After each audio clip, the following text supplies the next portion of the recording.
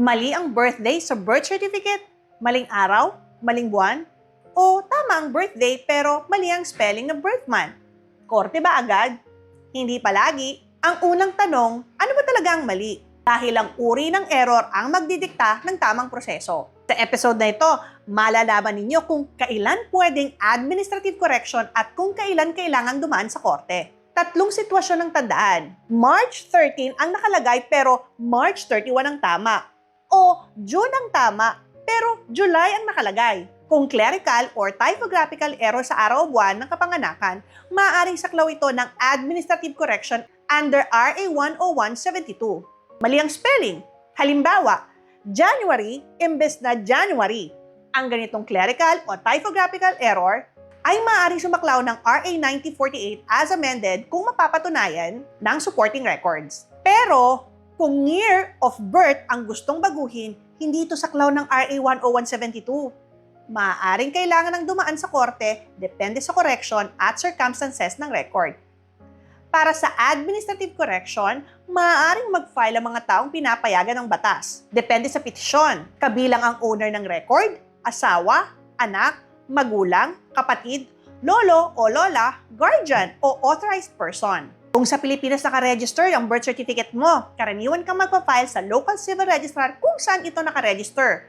Kung applicable ang migrant petition, maaari itong ihain sa local civil registrar ng kasalukuyang lugar ng tirahan. Kung nasa abroad, sa Philippine Embassy o Consulate na may jurisdiction sa iyo. Ihanda ang certified birth certificate at supporting documents na makapagpapatunay ng tamang entry.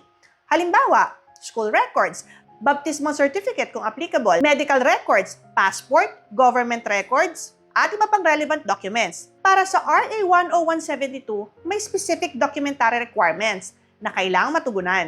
Kapag kumpleto na ang requirements, magfa-file na ng petition for correction. Ito ay kailangang ma-verify at mapanumpaan ng petitioner. Ang panunumpa, ginagawa sa harap ng taong authorized by law to administer oaths. Kung sa local civil registrar o Philippine Consulate ka, magfa-file, itanong sa filing office kung paano nila isinasagawa ang signing at oath-taking. Para sa correction ng day or month of birth under RA 10172, may publication requirement.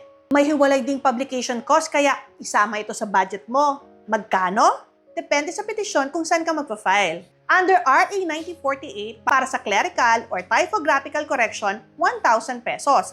Under RA 10172, para sa araw o buwan na correction, 3,000 pesos. Kung migrant petition, may karagdagang service fee. May possible local charges batay sa city or municipal ordinance. At ang publication cost ay walay. Kung abroad, may consular fees ayon sa current schedule ng Philippine Embassy or Consulate. At maaaring may iba pang applicable charges. Kaya bago magbayad, humingi ng complete breakdown of fees at legal basis ng anumang additional charge.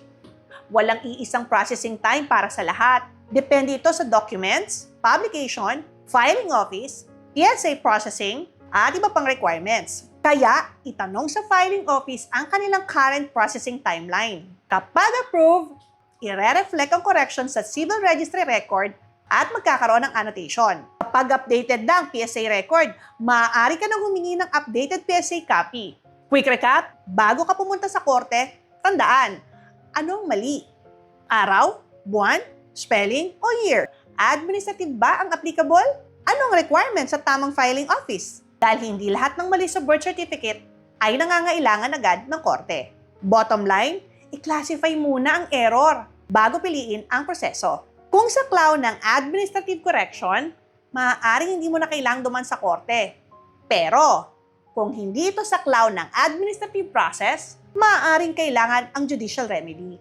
Alamin muna bago gumastos o magsampa ng kaso. Paano naman kung sex ang mali sa birth certificate? Administrative correction din ba? Anong requirements? Yan ang susunod na pag-uusapan natin dito sa #KatiSaPapel. Save mo ang video na ito para may reference ka kapag kailangan mong mag-correct ng birth certificate.